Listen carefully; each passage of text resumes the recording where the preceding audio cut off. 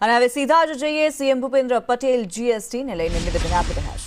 આપણે જે પ્રમાણેની સમયની માંગ છે એમાં માનનીય વડાપ્રધાનશ્રીએ આત્મનિર્ભર એટલે કે સ્વદેશી અપનાવીએ આપણે આપણી ભારતમાં બનેલી ગુજરાતમાં બનેલી વસ્તુઓનું જ ખરીદી કરીએ એનો પણ અત્યારે સમયની માંગ છે।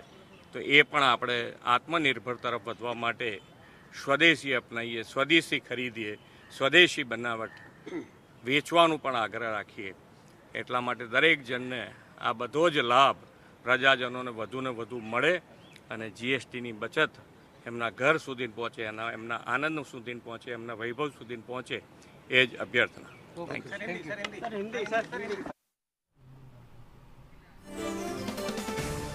મુખ્યમંત્રી ભૂપેન્દ્ર પટેલ દ્વારા જીએસટીમાં સુધારાને લઈને આ નિવેદન આપવામાં આવ્યું છે। સ્વદેશી અપનાવવાની અપીલ કરવામાં આવી છે।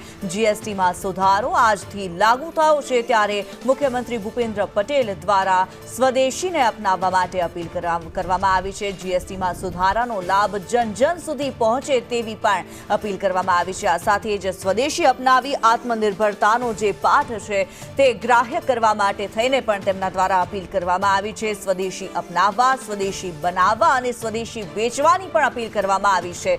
જીએસટીમાં સુધારા પર મુખ્યમંત્રી ભૂપેન્દ્ર પટેલનું નિવેદન સામે આવી રહ્યું છે। જીએસટીમાં જે ઘટાડો કરવામાં આવ્યો છે, જે સુધારો કરવામાં આવ્યો છે તે આજથી અમલી બની રહ્યો છે ત્યારે આ મામલે જીએસટીને લઈને મુખ્યમંત્રી ભૂપેન્દ્ર પટેલે નિવેદન આપ્યું છે। તેમણે જીએસટીમાં આ સુધારાને આવકાર્યો છે અને આ સાથે જ લોકોને સ્વદેશી અપનાવવા માટે અપીલ કરી છે।